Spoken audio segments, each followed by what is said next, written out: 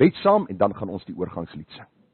Wonderlike Hemelse Vader, ons dank U dat U die heilige God van hemel en aarde is en dat die woord vir ons leer dat in die begin het God die hemel en die aarde geskape en ons lees hoe U in 6 dae alles geskaap het en nadat U geskaap het U gesê dit is baie goed.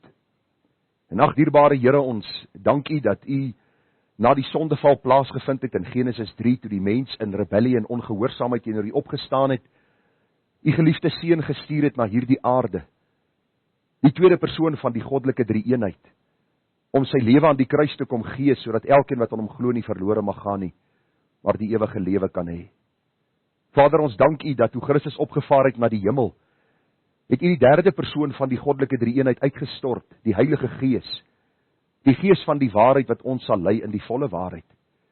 En al kan ons nie altyd hierdie volheid van die Godheid begryp en verstaan nie, dank ons U Here dat ons U kan aanbid as ewig, onbegryplik wese Vader, Seun en Heilige Gees. En ons bid, Here, leer ons U ken al beter, U gehoorsaam kind te wees. En ons kan U net op een manier leer ken, en dit is deur U wonderlike woord. Want U woord het, Here, hierdie skepingskrag, U sê vir ons daar in Johannes 15 vers 3, julle is alreeds rein deur die woord, wat ek tot julle gespreek het. U sê vir U disippels dat, wanneer U die Heilige Gees uitstort, sal hy ons herinner aan alles wat U gesê het. 2 Timoteus 3:16 en 17 sê die hele skrif is deur God ingegee. Ons word herinner aan wat U in U woord vir ons sê. Ons word geonderrig deur wat U in die blaaie van die Bybel vir ons leer. En daardeur, Here, leer ons U beter ken. En leer ons ook om gehoorsaam te wees aan U. Nie omdat ons wil werk vir ons saligheid nie, want ons kan nie. Ons word gered uit genade deur geloof. Maar Here, ons wat gered is, wil nou deur die geloof lewe om God te verheerlik in alles. Dankie dat U vir ons hierdie kosbare Bybelboek gegee het. En daardie jou wonderlike kinderlied sê, wonderbaar boek, sal sy blaaie deursoek, sal dit lees en gehoorsaam. Dis 'n wonderbaar boek. Dankie vir elkeen wat vanmôre hier is. Dankie dat U ons veilig op die paaie heen bewaar het. Dankie dat U goeie hand oor ons was. Dankie dat ons hier kan saam wees. Mag dit 'n besondere geleentheid wees, Here. Want ons is in die eerste plek hier nie om 'n boodskap te ontvang nie, maar omdat ons gehoorsaam is aan U opdrag om die onderlinge byeenkomste by te woon. In die eerste plek is ons hier om eer aan U te bring as die skepper van hemel en aarde. En dan, Here, uit genade skenk U ons die waarheid, die woord, Here, mekaar, dat ons mekaar kan opbou in die allerheiligste geloof en vra ons dat U verheerlik sal word in alles. Baie dankie ook vir die wyse waarop U vir ons sorg in die gemeente, wat die tydelike aanbetref. Ons weet, Here, dat 'n gemeente ook fondse nodig het, maar dankie dat ons besef en verstaan, dit gaan nie net daaroor nie. Dit gaan oor die hart van die mens. Want die oomblik as ons by U uitkom, Here, dan val die res in plek, dan is ons begeerte om U bo alles lief te hê. En dan, Here, te gee vir U saak, soos U ook vir ons in genade voorsien en onderneem. Ons dankie vir elkeen se gehoorsaamheid, dankie vir elkeen se getrouheid, en mag jy elkeen ryklik seën met al die geestelike seëninge in Christus Jesus ons Here. Gemeente, genade, barmhartigheid en vrede word vir U geskenk van God ons hemelse Vader en van ons dierbare Here Jesus Christus, en dit word kragtig menigvuldig deur die werking van sy Gees ook hier by ons. Amen. Nou vriende, ek dink terwille van die tyd gaan ek sommer dadelik oorgaan na 'n samevatting van die wet van die Here, soos ons dit vind in Matteus 22, die 34ste tot die 40ste vers. Nou, as ons 'n samevatting van die wet van die Here doen, dan verwys dit maar terug na Eksodus 20, en ek het vir iemand vanmôre gesê dat ek gaan in my oordenkings 'n boodskap of 2 opneem oor, is die wet van die Ou Testament nog van toepassing op die kind van die Here in die Nuwe Testament? En ek wil myself nie vooruit loop nie, maar ek dink dat die beginsels in God se woord is ewige beginsels. Ons is nie Israel nie, ons weet dit. Ons is die Nuwe Testamentiese kerk, elkeen wat weergebore is. Maar ek dink as ons kyk na die 10 gebooie, dan glo ek nie een van ons kan sê dis nie meer op ons van toepassing nie, want die gebod begin, hoor Israel, daar is een Here. Ons mag voor geen ander God buig nie. Ons mag nie die naam van God uitelik gebruik nie. Die Sabbatdag, ons praat van Nuwe Testament, ek het daaroor gepraat al, die eerste dag van die week of die Sondag. Wie kan vir my sê wat die 5de gebod is? Eer jou vader en jou moeder. Die 6de een, jy mag nie doodslaan nie. 7, jy mag nie egbreek nie. 8 is, jy mag nie steel nie. Janie is bietjie een vinniger. Ek is te stadig vanmôre. Janie gaan vinniger praat. 9, ek mag nie valse getuie gee nie. En 10, ek mag nie begeer nie.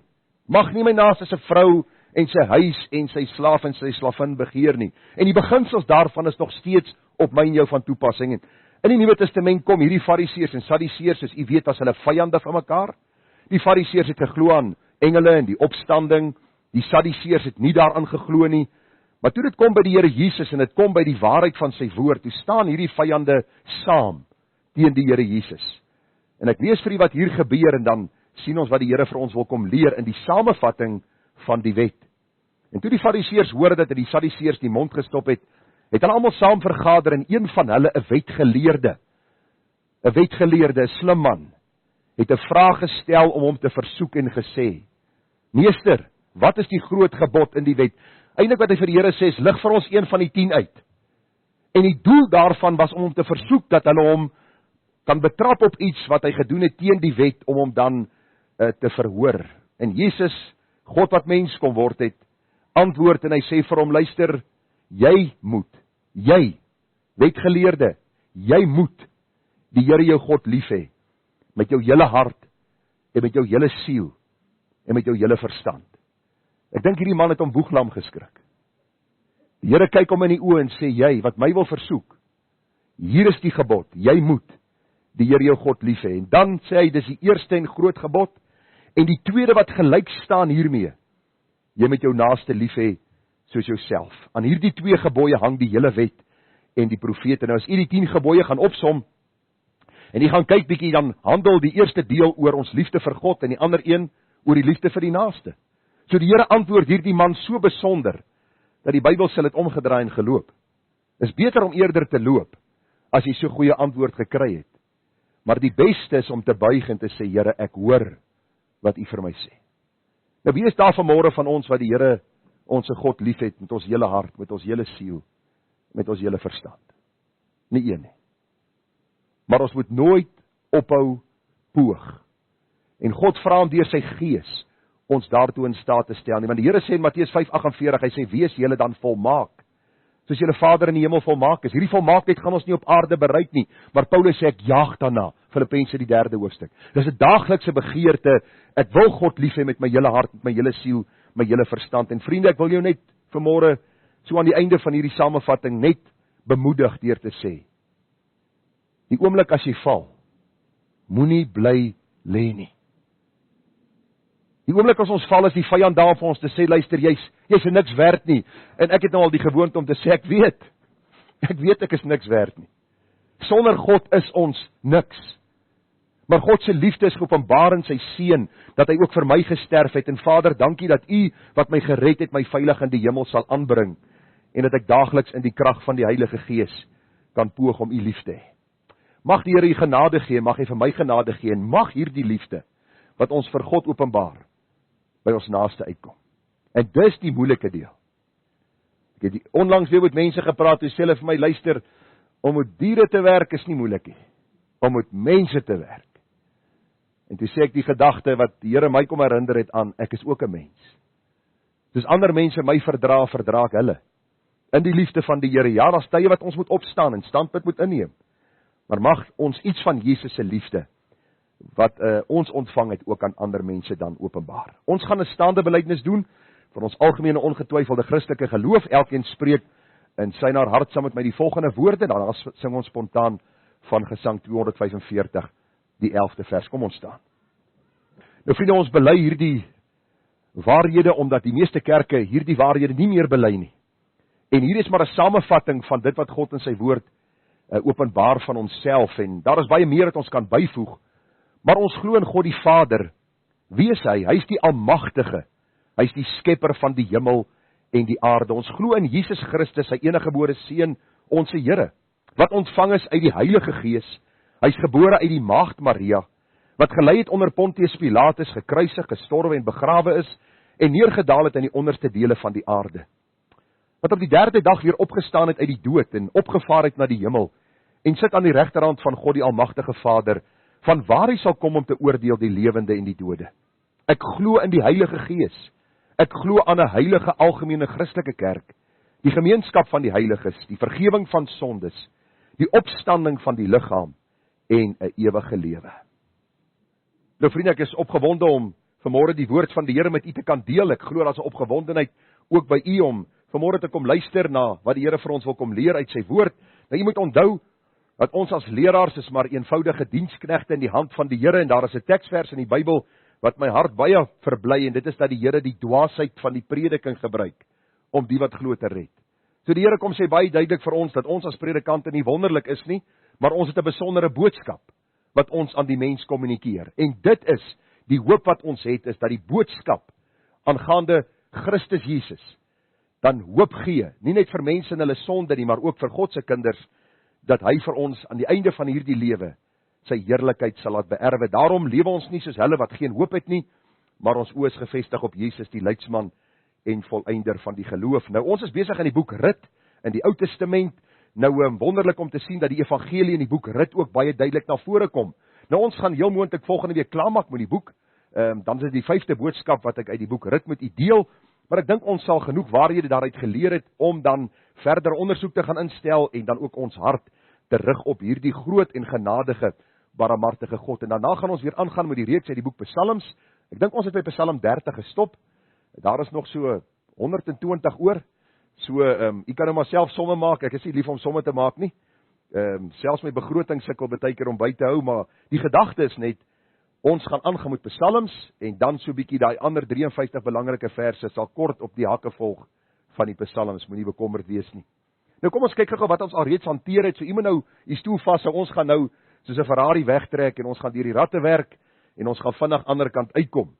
Die gedagte wat ons al reeds hanteer het is dat die tydsomstandighede waarin die boek Rigters afspeel, of die boek Rut afspeel, is die Rigters tydperk. Dit was 'n goddelose tydperk waar die volk Israel van die Here afgedwaal het, die heidense nasies se gode begin liefkry het, hulle sonde begin liefkry het. En die Bybel sê vir ons, dit was 'n tyd, daar was geen koning in Israel nie, elkeen het gedoen wat reg was in sy eie oë. Nou, ons het as gesin hierdie week klaar gemaak, ek dink dit was maandag aand met die boek Rigters, en ons was almal half verlig toe ons klaar was. Want dis 'n boek wat jou nogal, dis is 'n Hollywood movie wat jy kyk. En jy besef dat God ook in genade hierdie goed opgeteken het om vir ons te wys hoe boos ons harte kan wees. Jy moet onthou, daardie mense was mense soos ek en jy. Hulle is gebore as kinders, hulle het groot geword, hulle het ook kinders gehad en hulle het ook huise gehad en landerye gehad wat hulle bewerk het, maar die sonde in hulle hart het hulle op 'n punt gebring dat hulle nie meer rasioneel gedink het nie. Dat hulle nie meer rasioneel gedoen het nie en opgetree het nie. En ons sien dat Rut speel in hierdie tydperk af. Die volk verruil God vir gode. Gideon se seun vermoor sy 69 broers. Ons sien dit daar in Rigters 9, vermoor hy hierdie broers om dan ook heerskappy te kry, aan bewind te kom. Rigters 14, Samson, liewe vrouens, liewe partytjies, liewe sonde, en hy sterf 'n tragiese dood omdat hy ongehoorsaam was aan die Here. Rigters 19, 'n geweldige skokkende hoofstuk waar hierdie man sy vrou, of waar sy vrou verkragt word, sy sterwe, hy sny haar op in 12 stukke en hy stuur die 12 liggaamsdele na die 12 stamme in Israel.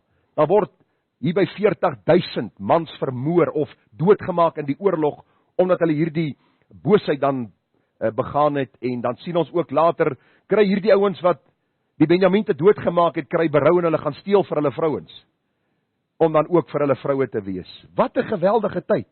Dit klink amper of die skrywer van die boek Rigters, die meeste mense sê dit was Samuel gewees, geleef het hier saam met ons, of in ons tyd lewe. Want ek wil vir u sê, die boosheid in ons land is maar so ook aan die orde van die dag. Rut 2 het gegaan, of die eerste boodskap uit Rut, die boodskap 2 het gegaan oor die man Elimelech, wat uit Bethlehem getrek het na Moab. Moab was die vyande van Israel. Hierdie man Elimelech vertrou nie die Here nie, en hy vlug na Moab, en ons sien dat ook in Moab sterf hy, sy 2 seuns sterf, en Naomi is bitter. Haar naam beteken aangenaam, Naomi beteken aangenaam, en sy sê, noem my eerder Mara, want die Almagtige het my baie bitterheid aangedoen. En ons het gepraat oor die gedagte van ongegronde bitterheid en beskuldigings teen die Almagtige. Die 3 punte, maak seker jy ken die God van Israel voor die stryd en beproewing kom. As jy bely jy ken hom, vertrou sy volmaakte leiding, waak teen bitterheid wat jou dwaas laat optree en praat. Die 3de boodskap, les hy die lewe van Elimelech. Elimelech het nie gewandel deur geloof nie, maar deur aanskoue. Vir u gesê, ons moet leer om hierdie gedagte reg te kry, dat ons deur die geloof sal wandel. Ons het gesien dat die geestelike moet belangriker wees as die tydelike. In Elimelech se lewe was dit net anderste om. Ons moet God eer deur ons optrede, nie die vyand nie. Elimelech het juis oneer gebring op die naam van die Here. En ek het vir u gesê, onthou ons optrede het altyd gevolge, goed of sleg. Ek vra u gou, vergewe God ons sondes, as ons hom vra om te vergewe. Verseker, die Bybel sê, as ons ons sondes bely, hy is getrou en regverdig om dit te vergewe. Sê gou vir my die gevolge, leef ons daarmee saam? Of neem die Here dit ook weg? Ons lewe daarmee saam. En dit wat mense nie altyd verstaan nie. Daarom sê ek vir mense, wanneer ek berading doen, wanneer ek met kinders praat, jong mense, ouer mense, los eerder die sonde, voor jy met die gevolge moet saamlewe. Want die gevolge is soms bitter en hartseer. God gee ook genade dat ons deur dit kan werk, soos in die geval van Dawid en ander. Maar daar's altyd gevolge wanneer ons sondig. Die 4de boodskap het gehandel oor die veiligste plek om te wees is onder die vleuels van die God van Israel, of van die Almagtige.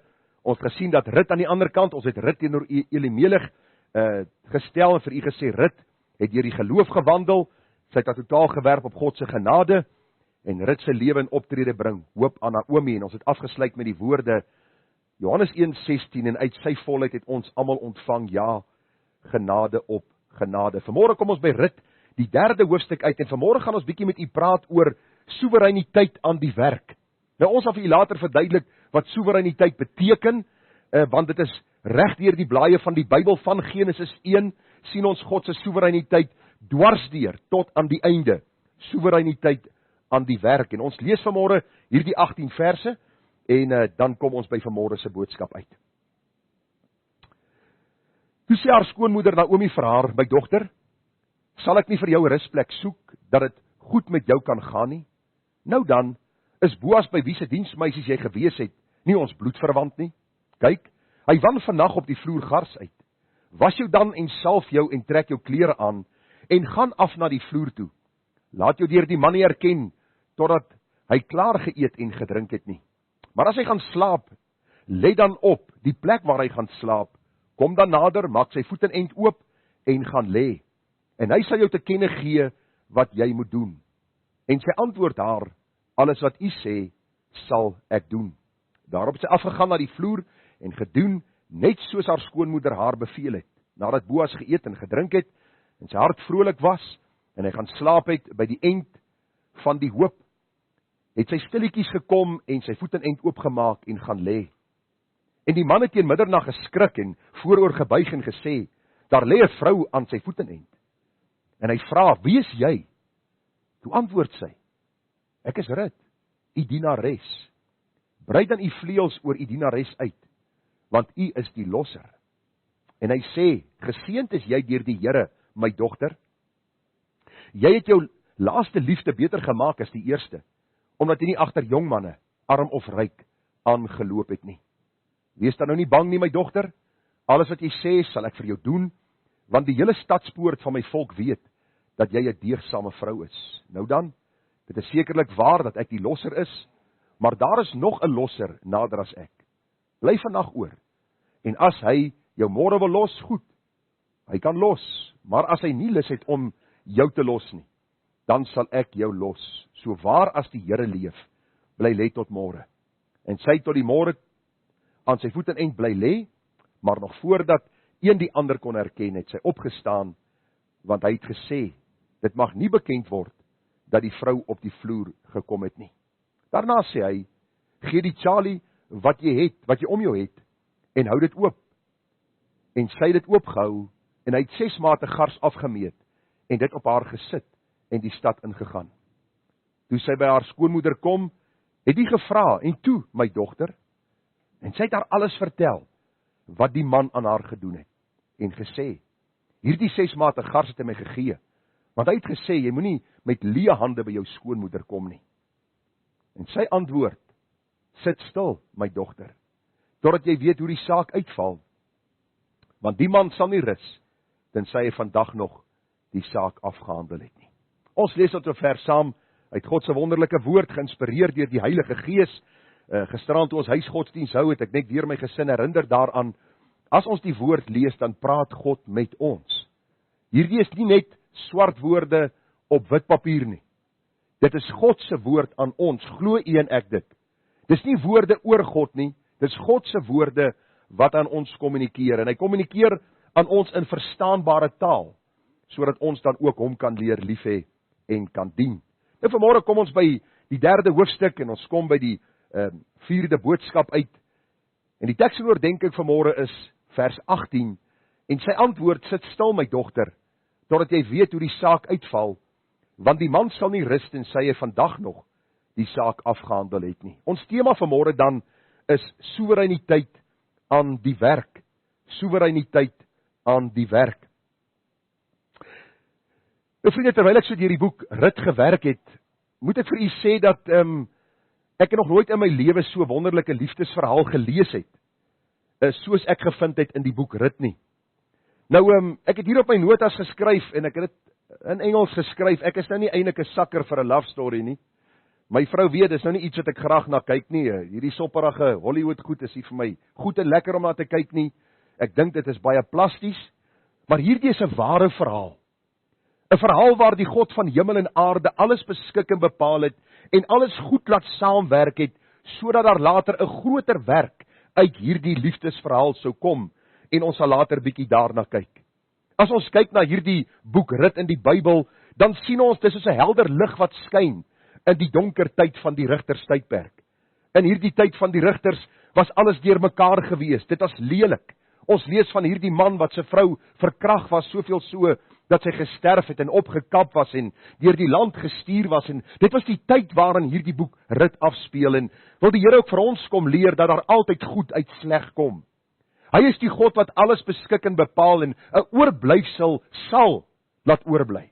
U moet nog nie dink dat God beheer verloor het van sy aarde nie. Hy het nie beheer verloor van dinge wat aangaan nie, en in die boek Rut sien ons dit baie duidelik. Terwyl die volk Israel ontrou is aan die Here, en terwyl mense doen wat hulle wil, is die Here besig met hierdie besondere liefdesverhaal tussen 'n man Boas en die vrou Rut, en dan ook later die verlossingsplan wat sal voortvloei uit hierdie verhouding tussen hierdie twee mense, waarin ook in die Ou Testament vir ons uitstaan as een van die besondere vertellings, dat die Here tussen beide tree, wanneer alles hopeloos lyk.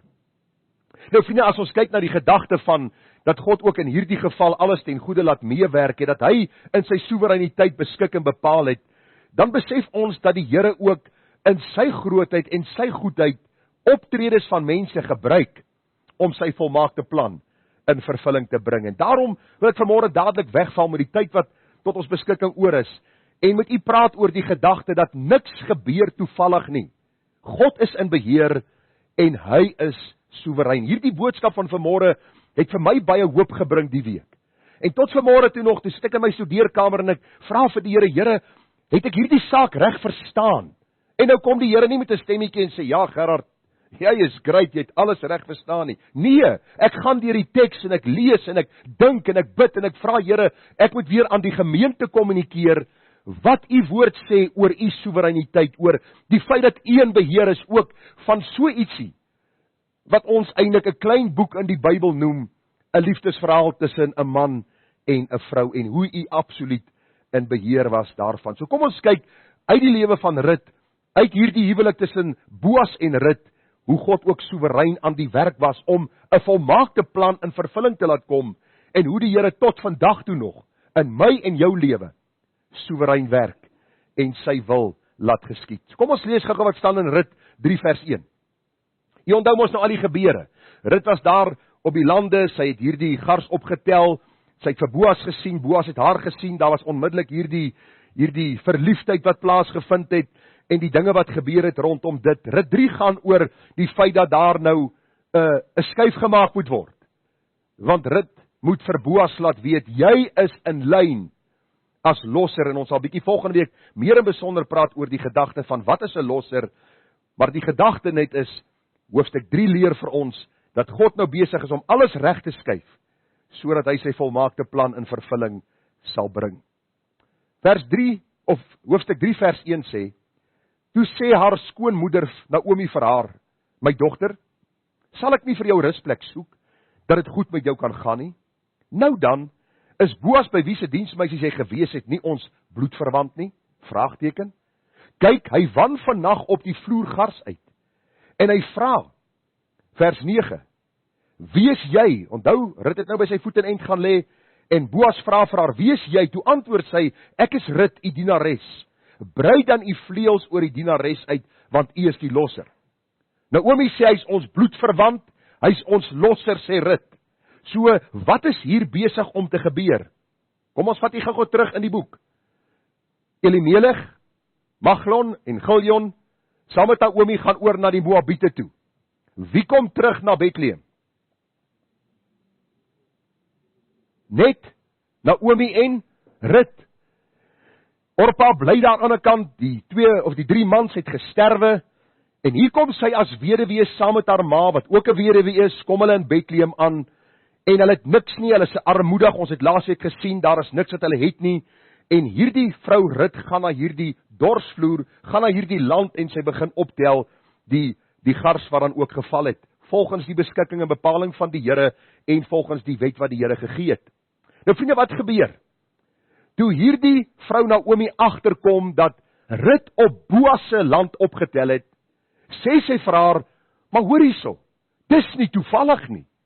Dis nie toevallig nie, hy is ons bloedverwant, hy is ons losser, en die betekenis hiervan vind ons, lang voor Rut en Boas op die toneel was, het God al 'n wet ingestel, om te sorg vir die weduwee, en dan ook die naam van die dooie in stand te hou.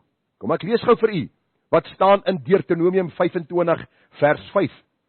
Daar staan, lang voor Boas en Rut op die toneel was, staan daar as broers by mekaar woon, en een van hulle sterwe sonder dat hy 'n seun het, dan mag die vrou van die oorledene nie daar buite 'n vreemde man sin word nie.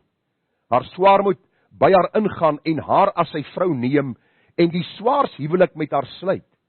En die eersgeborene wat sy baar, moet staan op naam van sy oorlede broer, dat sy naam nie uit Israel uitgedelg word nie. Vriende, dis presies wat hier gebeur. Dis presies hier die vertelling wat ons raak sien, is dat Rut Boas raakloop, die Here in sy genade laat Rut optel op hierdie land van Boas.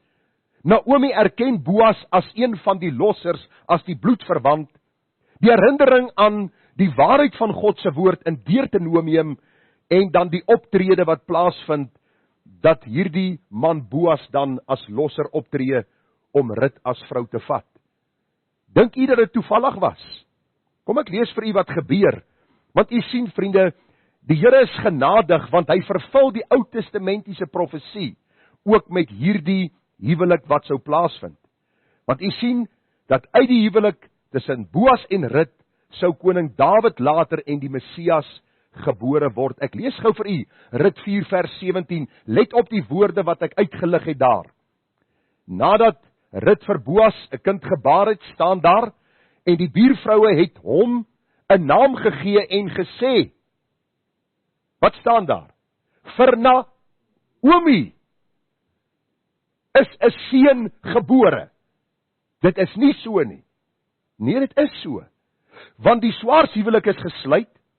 Die Here het in sy soewereiniteit Rut nie as weduwee oorgegee aan die elende van daardie tyd nie. God het tussen beide getree, Boas het as losser opgetree, die huwelik het plaasgevind, Naomi en die naam van Elimelech sal voortaan in stand gehou word in die land Israel. Daar was geen selfsug gewees by Boas nie. Die eerste kind sou die naam kry van die oorledene, en sou die naam van Elimelech ook bly voortlewe, en God sal in genade voorsien het, dat uit hierdie huwelik dan ook die Messias gebore word. Hoor wat staan daar? Vir Naomi is 'n seun gebore, en hulle het hom Obed genoem. Hy was die vader van Isaai, die vader van Dawid. En dan spring ek vinnig na die Nuwe Testament toe, net om die saak in die hart vas te maak, dat hier niks toevallig gebeur het nie. God was soewerein aan die werk, sy soewereiniteit het geheers ook oor hierdie verhouding, en oor dit wat gebeur het. Matteus 1 leer vir ons, die eerste vers, die geslagregister van Jesus Christus, die seun van Dawid, die seun van Abraham.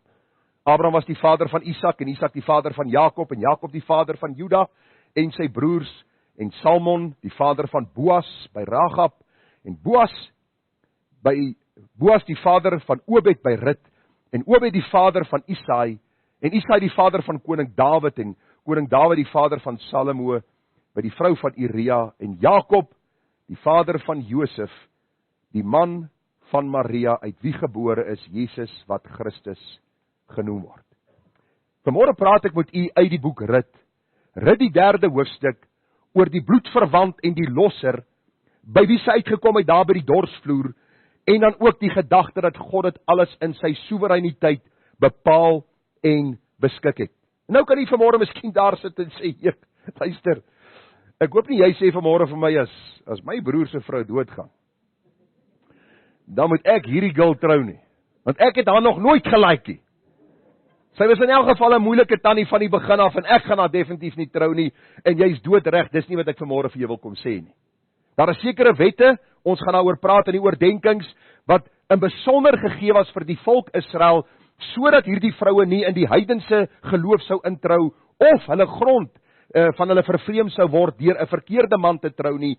Daarom het die Here dit as 'n voorsorgmaatreël daar gestel, en hierdie beginsel was toegepas gewees om in die eerste plek die dode se naam te bly voortleef, Elimelech en sy seuns, en dan in besonder om vir die weduwee te sorg, wat 9 uit die 10 keer verarm het in daardie tyd. So wees rustig, wees kalm, luister met vreugde en vrede na die boodskap. Jy hoef nie met jou broer se vrou te trou as hy sterwe nie. Maar dis 'n beginsel.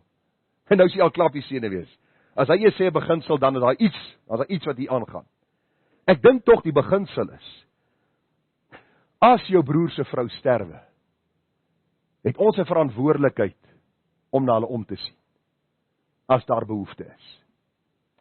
Al is dit uit emosionele ondersteuning, of miskien finansiële ondersteuning, dink ek tog die beginsel is daar, dat ons nie net mense sal oorlaat aan die genade nie. En te sê, luister, sien kom klaar en doen maar wat jy wil nie. God het vir ons sekere beginsels gestel in die woord, en dit moet ons raak sien. Maar wat my uitgestaan het in die gedeelte, was God se soewereiniteit. Nou baie mense lees hierdie verhaal en hulle sê, 'n Rut kan bly wees dat sy by Boas se land uitgekom het. Ander sê weer, sy was seker 'n baie mooi vrou gewees, dat Boas sy oog op haar gehad het, en ander ouens sê weer, hoe gelukkig kan sy gewees het, dat sy hierdie sugar daddy gekry het. Want jy sal later sien, hy was baie ouer as sy, en dat sy hierdie rykdom verwerf het. Nou as jy die Bybel so lees, dan lees jy die Bybel verkeerd, want die Here kom leer vir ons in hierdie vertelling, en hoofstuk 4 sal ek volgende week hanteer, wat dit vir ons baie meer en beter inkleer. Maar die hele vertelling leer vir ons dat God aan die werk was in hierdie hele saak. En ons gaan vanmôre 'n bietjie kyk na wat is soewereiniteit. As ons kyk na Rut se lewe, dan sien ons oor die blaaie van die boek Rut staan geskryf, God is soewerein. Nou soewerein of soewereiniteit beteken oppermagtig, met die hoogste gesag beklee, en net die God van die Bybel kan na reg hierdie titel besit. U sien vriende, die soewereine God van die Bybel leef, regeer en heers absoluut volmaak. Hy heers en regeer sonder foute, sonder raadgewers, en hy weet die begin van die einde. Vir God is alles 'n ewige nou. Luister, ek praat van gister, en ons praat van môre. Ons praat van laas jaar en volgende jaar. In God se verwysingsraamwerk is daar nie so iets nie. Alles gebeur as 'n ewige nou, omdat God dit nie net beskik en bepaal nie, maar omdat alles werk volgens die raad van sy wil. En u moet nou u grysstof vanmôre gebruik en saam met my dink, want dis die God wat ons vanmôre aanbid. Ek het in my notas geskryf hierdie week, die God van die Bybel is nie, en u moet dit vanmôre hoor, hy's nie 'n marionetpop, wat deur die touwtjies van mense hande bestuur word, en volgens ons nik en grille gestuur word en beheer word, en ons verander sy gedagte deur ons gebede, en ons sê vir hom wat om te doen nie. As jy so God vanmôre aanbid, bely hom as 'n afgod. Hy's nie 'n God wat tevrede is met kerke en met synodes en regeringsstelsels wat wette instel wat lynreg teen sy woord is, en hy sit een kant en hy sê, ek aanvaar dit maar so, want hierdie mense is eintlik in beheer van my nie. Die Bybel leer vir ons God is soewerein. Daar is geen ander God behalwe God nie. Al die ander is uitvindsels van mense. Daarom, as ons kyk na God se soewereiniteit, sien ons hoe dit gewerk het in die lewe van Rut, in my en jou lewe, volg saam. Hy weet nie net wat sal gebeur nie. Is jy saam met my op die bord hierso?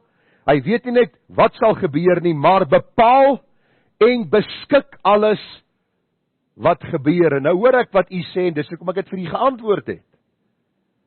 Dit maak nie van ons robotte nie.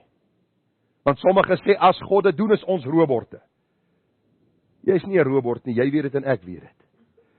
Dit is juist die teendeel. Die Here gebruik die optredes, besluite, keuses, nalat om dinge te doen en selfs ons sondes in die vervulling en bereiking van sy volmaakte plan. Ons is verantwoordelike wesens en ons het vanmôre bely ewig onbegryplik wese. Vader, Seun en Heilige Gees, Here, leer my, u ken al beter. As u en ek God heeltemal kon verklaar, kan ons die woord gebruik, dissekteer, om uitmekaar haal en sê, o ja, dis God, en dis hoe hy werk, was hy 'n afgod, was hy soos ek en jy. Daar's altyd iets mysterieus van God, waar ons buig voor hom en sê, ewige God, ons verstaan nie alles nie. Maar dankie dat daar genoeg van u in die woord geopenbaar is, dat ons u kan aanbid, in gees en in waarheid. Ek wil vanmôre by u pleit, dat u nie 'n God sal skep vir u self, volgens u denke, volgens u verstaan, en volgens u tradisie nie. Ek wil vir u sê, as 'n vreemde God in die kerk van Jesus, ek begin môre daaroor praat. 'n vreemde gees wat werk, 'n vreemde boodskap wat verkondig word. En ons het nodig om weer terug te kom by die gedagte, hy is skepper, ons is skepsel. En hy werk in ons lewe alles volgens die raad van sy wil. Volg asseblief saam met my. Ons kyk in Josef se lewe, en voor ek daar die vers vir u gaan lees, wil ek net so lank so 'n gedagte vir u noem. Wie was Josef gewees? Die man met die mooi bont kleed, né? Die Engels praat van 'n tunic. Nou, hoekom het hy hom gekry? Wie kan gou vir my sê? Papa was lief vir hom, hy was pa se gunsteling. Eerste les vir ouers en kinders, moenie 'n gunsteling in jou huis hê nie, dit gaan probleme en moeilikheid veroorsaak, glo my. Josef was gelyk deur sy pa, Jakob was verskriklik lief vir Josef, en hy was nie skaam om dit te wys nie. Hy het hierdie pragtige bontkleed vir hom gegee, hy was voorgetrek gewees, Josef was die man gewees, en sy broers het dit glad nie, ag verskoon asseblief my gemengde taal vanmôre, maar ons lewe mos nou in 'n land met hoeveel amptelike tale? 11. Ek kan daarom 2 praat. Afrikaans en 'n bietjie hakkelende Engels. Maar die broers het dit nie gelyk nie. Hulle het nie gehou daarvan dat pa vir Josef voortrek nie. Josef kry hierdie kleed en die broer sê, kom ons raak ontslaaf van hierdie man. En die dag toe die man Josef vir sy broer so 'n bietjie eetgoed vat, hy gaan kyk waar hulle is, en pas hulle die skape nog mooi op, en hulle wil verslag van sy pa wil verslag ontvang, toe sien hierdie broers vir Josef, en hulle sê, luister, kom ons maak hierdie dromer dood. Ok, ons weet een van die broers sê, nee, hulle gooi hom in 'n put, hier kom die Ismaeliete verby, hulle verkoop vir Josef, en Josef beland in Egipte. Wat het hy gedoen? As ons nou die typiese Suid-Afrikaanse terme moet gebruik, wat het hy gedoen om dit te verdien? Jy weet mos, die meeste mense sê, ek verdien dit nie. Wat het Josef gedoen om dit te verdien? Waarom moes Josef, soos Tannie Stini gesê het, so suffer? Waarom moes hy so swaar kry? Waarom moes hy in Potifar se huis beland?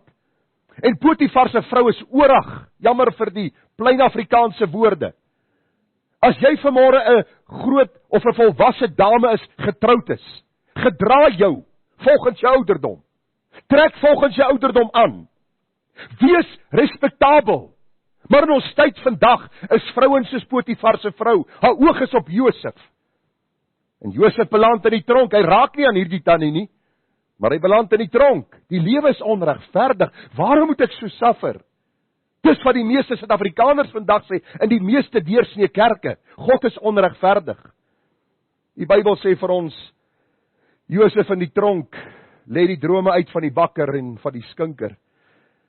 En ag, hierdie skinker beloof plegtig, Josef, ek sal jou naam voor Farao noem. En uiteindelik gaan daar omtrent 2 jaar verby as ek dit nie mis het nie. En daar's nie 'n woord van Josef nie. Maar God is besig. En daar kom 'n droom by Farao en hy sê ek soek iemand om hierdie droom uit te lê en die skinker sê ek onthou. Daar's 'n mannetjie in die tronk gewees, 'n goeie man. Ek weet nie wat soek hy daar nie, maar hy's daar. En kom ons gaan haal hom, hulle skrop ou Josef van kop tot tone. Weet nie of hulle moet dettel gewas het of wat ook al nie, maar hy kom skoon en hy ruik lekker en hy staan voor Farao. Farao gee die droom van die 7 vet en die 7 maarkoeie. En Josef lê die droom uit. En een van die predikante sê nou die dag vir 'n man, hy sê, jy geweet hulle die 7 maarkoeie van Farao se droom, of van Farao ontdek. En die man sê, Tjenjen, waar het hulle dit ontdek? Nee, daar so, later sê vir hom, dit was 'n droom gewees. So jy moet luister as mense sê, hulle het iets opgegrawe of ontdek, want die evolusioniste sê baie goed, wat nie waar is nie. So hierdie was 'n droom gewees, Josef lê dit uit, Josef kom, hy's tweede in bevel. Wat gebeur verder? Hy trou Potifar, of een van die priesters van ons, trou sy dogter, 2 seuns word gebore, en daar kom hongersnood in die land Kanaan. En Jakob sê vir sy seuns, gaan na Egipte, ek hoor daar is skoring. Ek hoor daar is skos. En u ken die hele vertelling, dat Josef erken sy broers, hulle erken hom nie, en later kom daar die ontmoeting, die trane en al die dinge wat gebeur. En nou gebeur die volgende, en Josef sê die volgende in Genesis 45 vers 8, vir sy broers. Julle het my dan nou nie hierheen gestuur nie. Meeste van ons sal sê, Josef, kalm, gebruik jy sterk cholesterol op hulle, besig om so bietjie jou gedagte te verloor. Josef, het jy moeilik geslaap? Hulle het jou gestuur. Hy sê, nee, julle het my dan nou nie hierheen gestuur nie. Maar, God, ek wil vanmôre vir jou sê, wat ook al jou situasie is, God is 100% in beheer daarvan. En die Bybel sê, hy het my as 'n raadsman van Farao gemaak en 'n gebieder oor sy hele huis en 'n regeerder in die hele Egipte land, en hy broers van hom bewe soos 'n riet. Josef, die dromer wat ons verkoop het aan die Ismaeliete, is nou tweede in bevel van die grootste, kom ons sê die regeringsstelsel van daardie tyd, en hy kan ons doodmaak, en hulle begin planne beraam, en hulle gaan na hom toe, en hulle sê vir hom, Josef, maar ons pa Jakob het gesê, as hy nou doodgaan, mag jy ons nie doodmaak nie. Want ons is bitter jammer oor hierdie hele storie, dit was 'n hele misverstand, man. Jy moes nooit verkoop geword het nie, eintlik het alles net verkeerd uitgewerk. En wat sê Josef vir hulle verder? Lees vir u Genesis 50:19. Maar Josef het hulle geantwoord en gesê, moenie bevrees wees nie, want is ek in die plek van God? Julle het wel kwaad teen my bedink, maar God het dit ten goeie gedink om te doen soos dit vandag is, om 'n groot volk in die lewe te hou. Daar's mense wat kwaad bedink teen jou vandag. Daar's mense by jou werksplek, in jou omgewing, miskien familie of vriende, wat ten kwade optree, wat jou naam en jou eer wil vernietig. Wat jou lewe wil vernietig. En jy sit vanmôre met jou hande in jou hare, dan wil ek vir jou sê, haal jou hande uit jou hare. Kam jou hare, was jou gesig, en dank God, dat hy in beheer is daarvan. Hy's nooit die initieerder van die kwaad nie, maar selfs die kwaad werk in sy volmaakte plan ten goeie uit. En nou sê jy vir my, ja Gerard, ek hoor wat jy sê, maar ek is nog nie heeltemal oortuig nie, en ek is bly. Ek is bly, want die res van die boodskap gaan jou oortuig. Nie van wat ek sê nie, maar van dat God soewerein is. Spreuke 16:33 sê, die skoot word die lot gewerp, maar elke beslissing daarvan kom van die Here. Waarom sou Salomo so 'n nietige ding in die Bybel opgeteken het, oor die lot wat gewerp word? Mense sê as die lot gewerp word, gaan dit oor geluk. Die Bybel sê selfs die uitkoms daarvan is van die Here. Daar is niks groot of klein wat verby God gaan nie. Spreuke 21 vers 1. Die koning se hart is in die hand van die Here soos waterstrome. Hy lei dit waarheen hy wil. So wanneer ek en jy weer in rebellie opstaan teenoor ons regering, ons leier is nie 'n koning nie, glo jy vir my. Hy's nie 'n koning nie, maar hy's 'n leier. Die leier se hand of sy hart is in die hand van die Here, en hy lei dit soos 'n waterstroom. En daarom moet ek ook God se beskikking en bepaling sien, in wat hy besig is in sy volmaakte plan om te bereik. Psalm 115 vers 1, nie aan ons, o Here, nie aan ons nie, maar aan u naam gee eer, om u goedertierenheid, om u trou ontwil. Waarom sou die heidene sê, waar is dan hulle God? Terwyl ons God tog in die hemel is. Hy doen alles wat hom behaag. Nou kan jy vanmôre maar by jouself dink, maar my kind wat gesterf het, was dit in God se plan? Ja. Die ongeluk waarin ek was, die verliese wat ek gehad het, die probleme wat ek tans het, die gesondheidsprobleem in my liggaam, of die siektesprobleem met my gesondheid. God is die een wat in beheer is, hy weeg af, hy soewerein, hy bepaal en hy beskik. Enigiets minder wat ons van God dink, is sonde. Kom ek vat vir u verder deur die woord. Psalm 135 vers 5, waarlik ek weet dat die Here groot en ons Here bo alle gode is. Alles wat die Here behaag, doen hy in die hemel en op die aarde, in die see en al die dieptes. Mense kom en hulle probeer God verduidelik en sê, maar hierdie siekte wat jy het, is van die duiwel. Is dit so? God maak gesond en God maak siek. Hy is die een wat in beheer is. Nou kan u vir uself sê, maar God is wreed. U gaan later sien in die boodskap, dis juist die teenoorgestelde. Want Job sê, terwyl hy sy swere krap met 'n potskerf, toe sê hy die volgende, al wil God my doodmaak, nogtans hoop ek op hom, en ek weet ek sal hom sien in die laaste dag. Luister, die Here is nie hier om jou lewe gemaklik te maak nie. Hy is nie hier om my lewe gemaklik te maak nie. Hy is nie hier om vir ons maanskyn en rose te gee nie.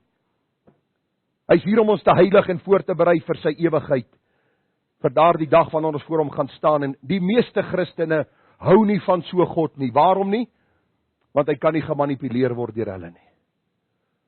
Die God van die Bybel, vriende, is een wat liefdevol en genadig is. En selfs in Job se erge stryd was dit God se genade aan die werk, om Job se geloof te versterk, dat God hom nie sal begewe en nie sal verlaat nie. Kom ek vat u verder. Jesaja 46 vers 9 sê, dink aan die dinge wat tevore was van ouds af, dat ek God is en daar is geen ander nie. Ek is God en daar is niemand soos ek nie, wat van die begin af verkondig die einde en van die voortyd af wat nog nie gebeur het nie. Wat sê my raad sal bestaan en al wat my behaag sal ek doen. Die Bybel kom en hy sê daar vir ons in Daniël 4 vers 35. En al die aardbewoners word as niks geag nie. En na sy wil handel hy met die leer van die hemel en die bewoners van die aarde. En daar is niemand wat sy hand kan afslaan en vir hom kan sê, wat doen u nie? Die groot rede kom ons vanmôre in rebellie teenoor God is omdat ons nie hou van wat hy doen met ons lewe nie. Want ons het 'n begrip en 'n idee hoe God my lewe moet laat uitspeel. En dit is gewoonlik 'n fancy fairy tale. Jammer vir die Afrikaans. Maar ons kyk so baie films en ons kyk so baie Hollywood goed en ons word so blootgestel aan die kultuur van ons tyd, dat ons dink dat die Here besig is om hierdie fantastiese plan vir my lewe ten uitvoer te bring. En selfs mense wat deesdae van geslag verander, hy word gebore as 'n seentjie, dan word hy later 'n dogtertjie, dink dis God se volmaakte plan vir sy lewe. Dis die God begrip wat ons het vandag, die godsbegrip. Ek wil vir u sê, die soewereine God van die Bybel werk in my lewe, en hy werk ten goeie in my lewe, en hy werk vir sy kinders, sodat hulle ook kan sien, dat in die dien van hom, in die volg van hom, in gehoorsaamheid aan hom, kom daar soms probleme oor my pad, maar hy sal alles ten goeie laat meewerk. Dr. Jack Hughes het gesê, die soewereiniteit van God in sy handelinge met die mens, is een van die soliede waarhede en fondasies van die kerk van Jesus, wat besig is om skibreek te lei. In die vroeëre kerk sou jy nooit gehoor het van dit is nou per toeval dat dit gebeur het, of toevallig was ek op die regte plek op die regte tyd, of ek is so gelukkig dat hierdie of daardie ding met my gebeur het of ek dit gekry het. Hy sê, kinders van die Here het altyd gesê, die Here is in beheer van alle omstandighede, hoe gering en eenvoudig dit ook al mag lyk. Hy is die een wat waak oor sy skepping en skepsele en niks gebeur sonder sy kennis en wil nie. Ek vra jou vanmôre, is dit die God wie jy dien? Dis die God wat Rut gedien het. Sy kom terug van Moab en sy kom in Bethlehem. Al wat sy gehad het was die God van die Bybel en Naomi, haar bitter skoonmoeder. Sy sit hier by die huis en salk oor haar omstandighede en sy sê, kan ek nie maar vir ons gaan voedsel soek en op die landerye gaan soek, soos die Bybel my leer dat ek op die hoeke van die lande mag optel dit wat nie op of wat nie geoes is nie. Sy kom daaraan en Boas verskyn op die toneel en die Here laat hierdie ding ten volle volkome uitwerk om sy volmaakte plan daar te stel, sodat ek wat lewende jaar 2034 met geloof vervul kan word om te weet dat alles my omstandighede vanmôre, hoe moeilik, God is aan die werk en hy sal alles ten goeie laat meewerk. Paulus sluit sy Romeine 9:10 en 11 wat in besonder gaan oor God se ewige verkiesing en redding. Ons praat van die uitverkiesing, ons praat van Jakob en ons praat van Esau, dinge waarteen baie Christene stoei en skop en worstel. Paulus redeneer oor hierdie saak en hy sluit af in Romeine 11:33 tot 36 en hy sê, o diepte van die rykdom en wysheid en kennis van God. Wat wil Paulus sê? Die diepte van God se wysheid en kennis kan ons nie begryp nie. As hy soos ek en jy was, dan was hy nie aanbiddingswaardig nie. Ek weet so ietsie van 'n vakrigting of 2. God weet van alles en almal, elke detail van elkeen, en hy bepaal en beskik ook die toekoms. Waarom? Want hy is God, en ons gaan nou by die kers op die koek uitkom van hierdie boodskap, deur vir u so 'n gedagte deur te gee wat u kan herkou in hierdie week. Paulus sê die diepte van die rykdom en wysheid en kennis van God, hoe ondeurgrondelik is sy oordeele, onnaspeurlik sy weë. Want wie het die gedagte van die Here geken, of wie was sy raadsman gewees, of weet eers iets aan hom gegee, dat het hom vergeld sou word, want uit hom en deur hom en tot hom is alle dinge, syne is die heerlikheid tot in alle ewigheid. Amen. Onthou jy toe die Here vir Petrus sê dat hy gaan na die kruis, hy gaan ly, hy gaan sterwe, toe bestraf Petrus vir Jesus. Onthou jy dit? Luister, Here, u het my nog nie gevra nie. Ek wil net vir u sê, ek is Petrus, ek het vis gevang my lewe deur en ek weet wat se antwoord ek nou moet gee. Partykeer moet ouma stil bly, maar die meeste van ons reken ons opinie is gegrond, en toe Petrus klaar gepraat het, sê die Here vir hom, wyk agter my, Satan. Wat? Ek wil sê, dis soos 'n papsnoek wat ou Petrus geslaan het, en Petrus kom leer het, Petrus, sit jou vinger voor jou mond, moenie altyd praat nie, God het nie raadgewers nodig nie, moenie die Here heeltyd voorstelle wil gee nie, jy kan jou begeerte en jou behoefte aan hom bekend maak, maar onthou, hy is volmaak, hy is soewerein, hy weet waarheen hy met jou op pad is. Die tweede gedagte, en glo my, ek gaan dit baie vinniger probeer afhandel. Die tweede gedagte is, God se soewereine plan sal nie deur mense gestuit word nie. Ons gaan nou terug na Rut toe. Jy het nou gewonder wat Rut verdwyn. Rut is nog heeltyd in die prentjie. As jy nou opgelet het, is nou soos daai film wat afspeel, né? Verskillende tonele. Rut is nog heeltyd in die prentjie. Sy het besef God is soewerein, en sy het hom vertrou om sy soewereine plan in haar lewe te vervul. Daar was iemand wat hierdie plan kon stuit. Kom ek lees vir u. Rut 3 vers 9. Hy skrik wakker en Rut lê by sy voet en ons gaan volgende week bietjie daaroor praat. Rut was nie oneties hier nie. Volgens die kultuur en volgens die gebruik was hierdie glad nie, maar die Bybel sê vir ons dat selfs Boas haar eer en vir haar sê, luister, in die poorte staan jy bekend as 'n deegsame vrou. Baie van die deegsame kwaliteite in Spreuke 31 kom ooreen met Rut se lewe. So, wat hier gebeur is, toe Boas wakker word, toe sê hy, wie is jy? En sy antwoord, ek is Rut, u dienares. Brei dan u vleuel oor die dienares uit, want u is die losser. Ou Boas sê, geseënd is jy deur die Here, my dogter. Jy het jou laaste liefde beter gemaak as die eerste, omdat jy nie agter jong manne, arm of ryk aangeloop het nie. Sy was 'n deegsame vrou gewees. Wees dan nou nie bang nie, my dogter. Alles wat jy sê, sal ek vir jou doen, want die hele stadspoort van my volk weet dat jy 'n deegsame vrou is. En nou, die kinkel in die kabel. Daar's altyd, hierdie is 'n goeie liefdesverhaal, hoor. Hier kom die kinkel in die kabel. Nou dan, dit is sekerlik waar dat ek 'n losser is, en Boas bars amper Rut se babbel. Want hy sê, daar is nog 'n losser nader as ek. Met ander woorde, as iemand nader as ek, wat eerste die reg het om jou te los, om jou te vat as vrou, om die swaars huwelik met jou te sluit. Dit kon heel moontlik Boas se broer gewees het, of 'n neef van Boas gewees het. Die skrif is nie duidelik daaroor nie, maar die Bybel sê vir ons, Rut hoor, maar as iemand nader as Boas. En daar was al reeds 'n liefde in 'n toenadering wat sy tot Boas gesoek het, en van sy kant na haar toe. Maar die soewereine God is aan die werk. Kom ek lees vir u. Bly vandag oor, en as hy jou môre wil los, goed dan. Hy kan los, maar as hy nie lus het om te los nie, dan sal ek jou los, so waar as die Here leef. Kyk, hierdie Boas die koel was deur die kerk. Maar daar was iemand wat tussen hulle gestaan het. 'n ander losser nader as Boas. En hoor wat sê vers 18. En sy antwoord, want Rut kom nou by die huis, vertel van Naomi alles wat gebeur het. Naomi sê vir haar, sit stil, my dogter, totdat jy weet hoe die saak uitval. Want die man sal nie rus en sy nog vandag die saak afgehandel het nie. Dit is een van die dinge, vriende, wat ons raak sien. Dat Rut moes stil sit, totdat God se volmaakte plan vir haar sigbaar word. Sy moes nie self probeer en op die einde van die dag deur haar pogings hierdie ding verhaas nie.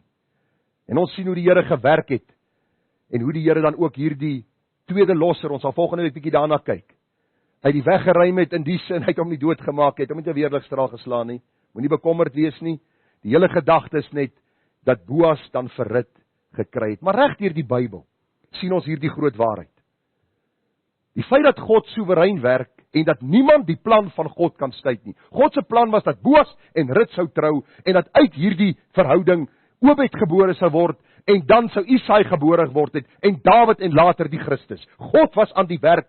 Boas en Rut het van niks geweet nie, maar hulle het God vertrou, en gewag op God se bepaalde leiding, en op God se raad, en hoe die plan dan ook, dan sal uitloop.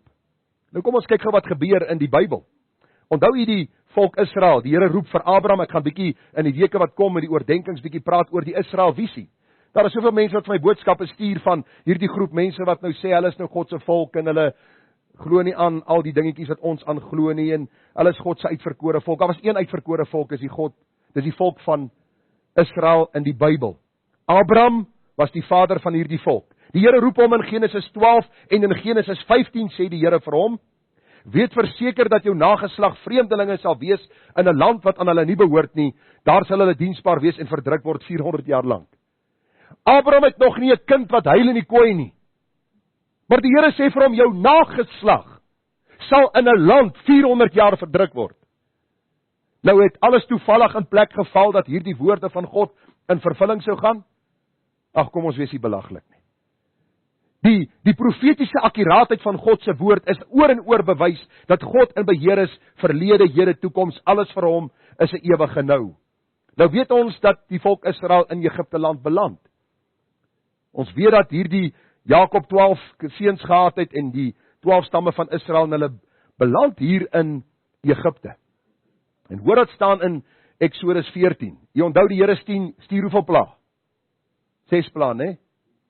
Sê, ek so bly ek het nog julle raak aan die slaap. Die Here stuur 10 plaag. By die 10de plaag, die dood van die eersgeborenes, die volk Israel trek in hulle massas uit en hulle kom by die Rooi See. Die Rooi See is toe.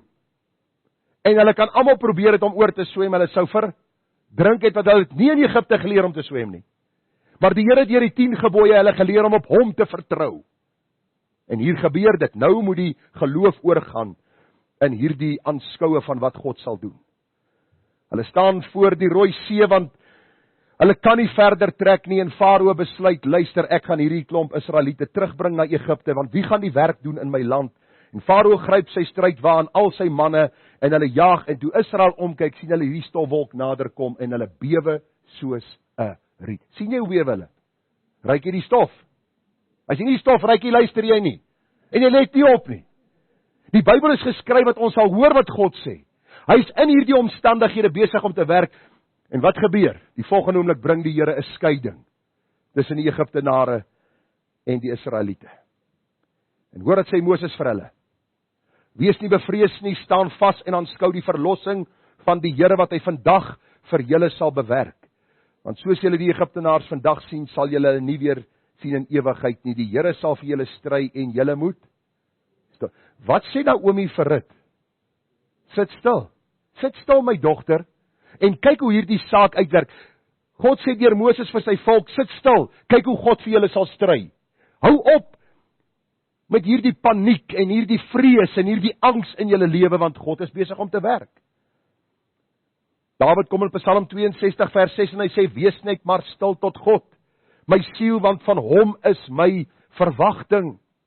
Sekerlik hy is my rots en my heil, my rotsvesting, ek sal nie wankel nie.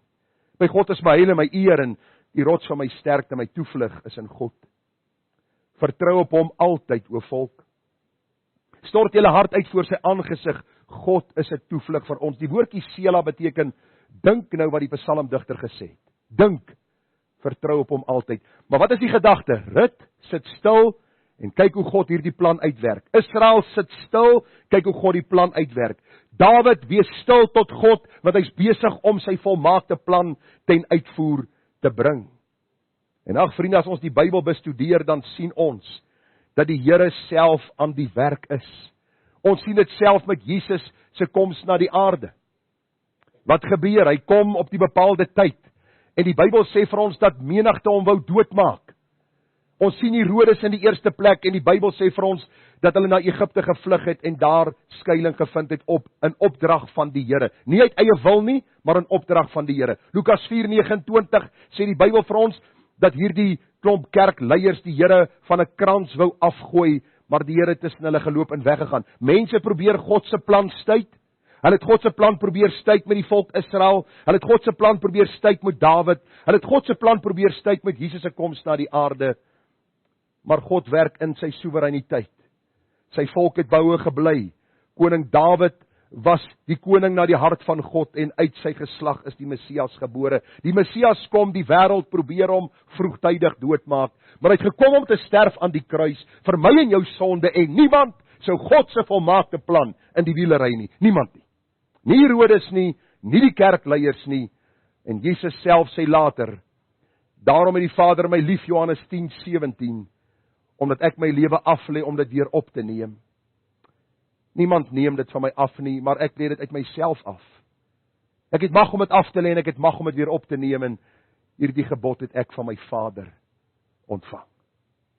Ons gaan die boodskap nou afsluit, want ons moet nou by gevolgtrekking uitkom.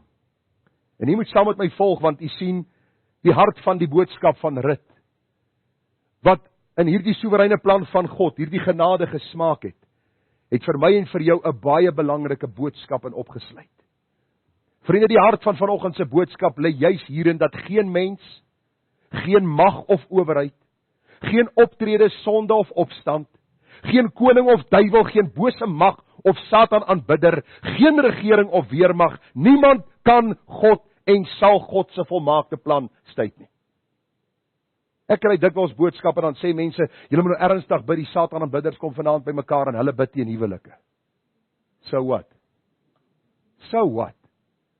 Van wanneer af is Satan God? Van wanneer af het hy toestemming om te maak wat hy wil? As hy iets wil doen, moet hy toestemming vir God vra, want God is sy skepper. Jy sien, ons het God en die duiwel op gelyke vlak begin sit. Dat die tweede arm druk kompetisie met mekaar is en dat God baie keer wen en baie keer die duiwel. Vergeet van daai God. Die God van hemel en aarde doen alles wat hy wil. En hy bepaal en beskik, en jy kan miskien vra, hoekom het hy nog nie Satan oorwin nie? Hoekom het hy hom nog nie verdelg en in die poel van vuur gewerp nie? Hou jou stoel vas, is op pad. Maar op sy tyd, nie op my en jou tyd nie. As jy my nie wil glo nie, gaan lees bietjie die boek Openbaring. Alles gaan 100% volgens plan uitwerk en op God se tydskedule. Dit behoort ons so te troos dat ons elke dag voluit sal leef, met die oë gefestig op die Meester. Dit is presies hoe Rut geleef het. Laasweek se boodskap, onder die vleuels van die Almagtige het sy gaan skuil. En alhoewel sy hartseer en trane beleef het en daar 'n moontlikheid was dat 'n ander losser haar kon neem en dat dinge miskien nie kon uitwerk soos ons dit gelees het in die boek Rut nie, het God alles beskik en bepaal. Dit moet my en jou hoop gee, dat God ook in ons lewe in beheer is. Moenie in vrees lewe nie, maar weet en bely elke môre, o God, U is in beheer, en gee my wysheid om U te verheerlik. Ons het vanmôre gekyk na soewereiniteit aan die werk. Ek het vir u gesê, niks gebeur toevallig nie. God is soewerein en God se soewereine plan sal nie deur mense gestuit word nie. Maar wat moet ons doen? Dit is nodig om stil te wees en God te vertrou. Genade te vind uit die waarheid van sy woord om moed te skep vir elke dag. Ek wil u met een vers huis toe stuur wat u moet memoriseer. Volgende week gaan ek u vra as u kom. So, nou gaan u nie kom nie, né? Ek weet dit, so ek sal jou nie vra nie. Ek sal jou nie vra. Deuteronomium 29:29. Wat staan daar? Verborgde dinge is vir die Here ons God. Maar die openbaarde dinge is vir ons en ons kinders tot in ewigheid om te doen al die woorde van hierdie wet. Moenie vir die Here vra, Here, asseblief wys my wat gaan volgende week gebeur en ag Here, wil U vir myself ek suksesvol by my volgende werk gaan wees of Here, gaan my kinders soet wees en U eendag dien en gaan my seun eendag 'n predikant word of Here, gaan my buurman tog môre trek want hy irriteer my grensloos. Los die verborgde dinge vir die Here. Wat moet ek en jy doen? Hy het genoeg van homself geopenbaar in die Bybel dat ons hom kan vertrou. Hy is besig om die fynste detail in jou lewe uit te werk. Hoekom? Omdat hy God is. Gaan daar iets met jou gebeur wat toevallig is? Verseker nie. Daarom is dit belangrik om vanmôre te weet. Ons opdrag is nie om alles te probeer verstaan, te verklaar, te ontleed, te voorspel of te probeer manipuleer nie. Ons leef eendag op 'n slag in volle vertroue dat die alleenwyse God in beheer is ook van my en jou lewe soos hy van Rut se lewe in beheer was. En dit gee ons kalmte. As ek vanaand gaan slaap, dan gaan slaap ek onder die vleuels van die Almagtige. En ek weet dat hy alles ten goeie sal laat meewerk. En dat sy volmaakte plan in vervulling sal kom. Al sien ek dit nie nou nie. Al beleef ek miskien nie nou dit nie. Maar dat ek dit sal weet, deur die geloof werk hy. En alles sal ten goeie meewerk. Volgende week gaan ons nooi na die troue. Rut en Boas het ons genooi. En ek hoop jy gaan opdag. En ons gaan kyk hoe God ook hierdie losser gebruik. En hierdie wonderlike huwelik daarstel. Sy naam verheerlik en sy plan van Genesis 3:15. Dat hy 'n verlosser sal stuur. Heeltyd lewend hou. Totdat ons om eendag in sy heerlikheid sal aanskou. Kom ons bid saam. Vader, ons buig voor U en ons verstaan nie altyd alles nie. En dit is goed, want dit hou ons nederig. Ons as mens wil te veel beter aan dit wat nie vir ons geopenbaar is nie, terwyl die geopenbaarde woord nie gehoorsaam word nie. U leer vir ons in die woord dat ons daagliks ons kruis moet opneem en U moet volg. U is besig om U volmaakte plan ten uitvoer te bring. En ons lees alreeds in uw boek Openbaring dat U die oorwinnaar sal wees. Here, in hierdie pad is daar soms hartseer. Daar is soms pyn, daar is soms teleurstellings. Maar ook deur dit gebruik U hierdie wonderlike ervarings en belewennisse van ons om U self meer en meer aan ons te openbaar. En soos Job in die Bybel, soos 'n Josef, soos 'n Abraham, soos 'n Petrus, soos 'n Paulus, kan ons sê met groot vrymoedigheid, as ons swak is, dan is hy sterk in ons. Leer ons om stil te wees en U te vertrou. Help ons om nie as ons mond oopmaak te murmureer oor ons omstandighede en ons situasie en Here en in rebellie op te staan nie. Daar is sekere besluite wat ons kan doen om Here ons omstandighede te verbeter. Daar is sekere dinge wat ons kan bely, sondes bely en Here op die pad saam met U begin stap en Here hierdie hartseer gevolge wat ons beleef, dan hanteer saam met U en Here dan soos Paulus sê, ek strek my uit en ek gryp na hierdie volmaaktheid. Maar Here, help ons in alles om U te vertrou. U is 'n wonderlike God en ons dank U dat U nooit onverhoeds betrap word nie. U het nooit 'n plan B nie, want plan A sal ten uitvoer gebring word. Ook in my lewe, in die van my huis en van hierdie gemeente. En ek bid Here dat ons U sal lief hê en so sal vertrou. Dat ons nie Here sal rondhardloop en verward, vra sal vra en als oor kop besluite sal maak nie. Maar dat ons sal weet, dat die God van hemel en aarde wat ons lief het, besig is om alles ten goeie te laat meewerk. Dankie vir die boek Rut, dankie vir haar vaste vertroue in U, dankie dat U alles ten goeie laat meewerk en ons eer U, en ons aanbid U met danksegging. Amen.